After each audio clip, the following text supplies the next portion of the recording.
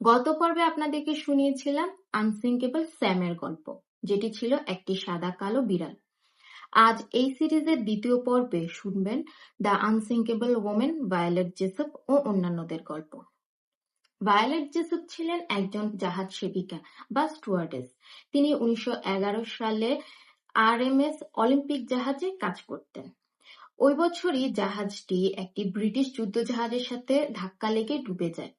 তবে এই দুর্ঘটনায় কোনো মানুষই প্রাণ হারাননি, তাই ভায়োলেট জেসপও অক্ষত ছিলেন।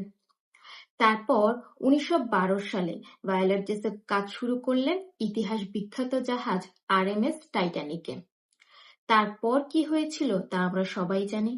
1912 সালে উত্তর আটলান্টিক সাগরে একটি আইসবার্গের সাথে ধাক্কা লেগে আরএমএস টাইটানিক জাহাজটি ডুবে যায় এবং অনেক মানুষ প্রাণ হারায়। তবে সেই যাত্রায়ও ভায়োলেট জেসপ বেঁচে যান। তারপর প্রথম বিশ্বযুদ্ধ চলাকালীন 1916 সালে ভায়োলেট জেসপ কাজ করতেন HMHS ব্রিটানিক জাহাজের স্টুয়ার্ডেস হিসেবে। যেহেতু নামের শুরুতে HMHS আছে, বুঝতেই পারছেন এটি তখন একটি হসপিটাল শিপ হিসেবে ব্যবহৃত হচ্ছিল। এই জাহাজটিও 1916 সালে এজিয়ান সাগরে একটি মাইনে ধাক্কা লেগে মাত্র 55 মিনিটের মধ্যেই ডুবে যায়। সে সময় ভায়োলেট জেসপ নিজের প্রাণ বাঁচানোর জন্য পানিতে ঝাঁপ দেন। প্রোপেলারের আঘাতে মাথায় গুরুতর আঘাত পেলেও সাঁতার, বুদ্ধিমত্তা এবং ভাগ্যের জোরে তিনি সেই যাত্রায়ও বেঁচে ফিরে এসেছেন। এবার বলেন তো, এরকম তিনবার জাহাজ ডুবির সম্মুখীন হলে আপনি কি করতেন? নিশ্চয়ই আর কোনোদিনও পানির ধারে কাছেও যেতেন না। আমি হলেও ঠিক একই কাজ করতাম, কিন্তু ভায়োলেট জেসপ এমনটি করেননি।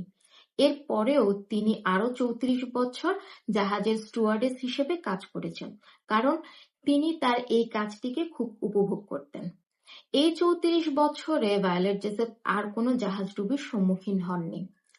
তিনবার বড় বড় তিনটি সামুদ্রিক দুর্ঘটনা থেকে বেঁচে ফিরে আসায় তাকে বলা হয় দ্য আনসিঙ্কেবল ওমেন।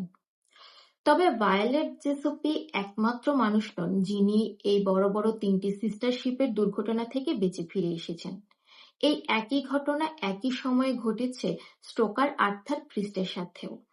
তিনিও অলিম্পিক, টাইটানিক এবং ব্রিটানিক জাহাজে কাজ করতেন এবং ওই জাহাজগুলোর ডুবার সময় তিনি সেখানে উপস্থিত ছিলেন এবং সেগুলো থেকে বেঁচে ফিরে এসেছেন। আর শুধু তাই নয়, স্টোকার আর্থার ক্রিস্ট যুদ্ধ চলাকালীন এসএস ডোনেগাল জাহাজ ডুবি সহ আরো বড় বড় দুটি সংঘর্ষ থেকে বেঁচে ফিরে এসেছেন। তাছাড়াও আরো একজন ছিলেন টাইটানিক জাহাজের পাহারাদার, নাম আর্চি জুয়েল। তিনি টাইটানিক এবং ব্রিটানিক জাহাজ দুর্ঘটনা থেকে বেঁচে ফিরলেও এসএস ডোনেগাল জাহাজ ডুবির সময় আর্চি জুয়েল মারা যান। আজ এই পর্যন্তই। পরবর্তী পর্ব নিয়ে খুব শীঘ্রই হাজির হব চায়ের কাপে গল্পে। ভালো থাকবেন সবাই।